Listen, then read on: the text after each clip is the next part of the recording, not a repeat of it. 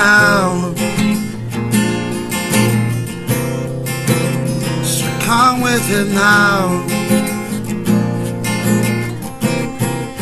I first became passionate about the ethics of design when I started in agency work and was working on jobs that seemed and were talked up like they were good, honest, well-meaning projects. But there were a lot of elements that really concerned me. On some projects, I felt like the end product was doing more harm than good. It became my personal mission to align my profession with my convictions. This line of questioning has led me to this topic. How do we facilitate ethics in graphic design? Where do we even find the sources for this topic that are more than personal opinion? What do we know so far, and what can we do with that information?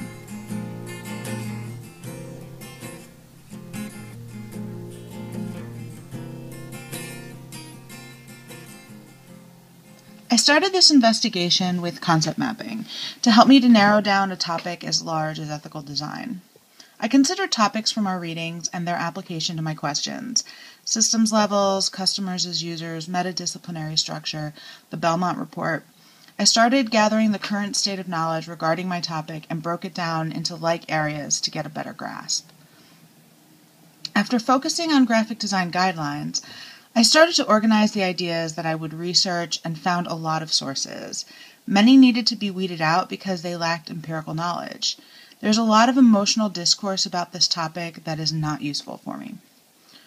As an unregulated profession that is rapidly changing and growing globally, information design, an inclusive name that represents graphic, web, and a host of other design titles, is a profession with myriad uncharted territories and unexpected ethical questions that are raised at all junctures of this design process.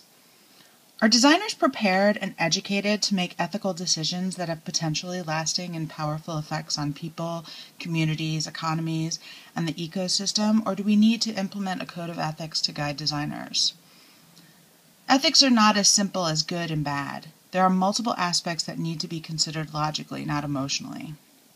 In order to make sense of these facets of ethical design, I broke the topic into 4 parts representing the affected and affecting stakeholders of design. First, of course, there is design, and we the designers. Then there is the business aspect, our clients.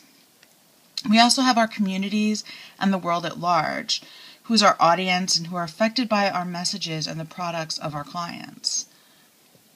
And then we have our future designers, who are being developed within our design education system.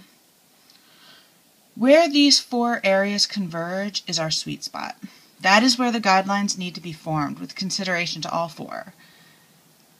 My exploration is guided by these 4 facets, and research needs to go beyond just design topics. In fact, my research is relying heavily on business sources. The ethical business example has been tested and well documented, so we have a lot to learn from it. We can see what is working and what is not, and we can see where the concept of guidelines will be fought off. In my research into the writings of Dr. Anil Karnani, an associate professor of strategy at the University of Michigan Ross School of Business, I have learned a great deal about the failure of self-initiated corporate responsibility and the drawbacks of governmental regulation. He supports his theories with empirical evidence. There's a lot that can be applied to the design field's approach. For instance, we need to consider the incentives and benefits that would make ethical practice attractive and consider the financial calculation that will convince shareholders. Ethical guidelines for design are not only for good practice. They can preserve the designer as well. How long before designers are held legally and financially responsible in part for the actions of their clients? How often are designers responsible for brand washing and false advertising? What needs to be considered are the combinations of stakeholders, responsibilities, and applications of design that lead to sensible solutions for ethical practice. One of those solutions is a developed set of ethical guidelines. As with any topic, this one is not cut and dry. There are numerous factors to be considered, most of which fall outside of the scope of this investigation. Ethical guidelines are a start, but how are they enforced? Who would develop and enforce them? Does design need to be regulated? Within the scope of this particular investigation, I believe that the answer to the question of how the guidelines can be applied lies in design education. If there were an agreed standard for ethics to be taught in design education, we would at least arm the next generation of designers. Through the discourse and development of such a program, currently practicing designers would be involved through faculty, guilds, organizations, conferences, journals, and the like, which would bring us all up to date on a current track. In essence, ethical guidelines are just a start, but they could lead to a better, more ethical design practice.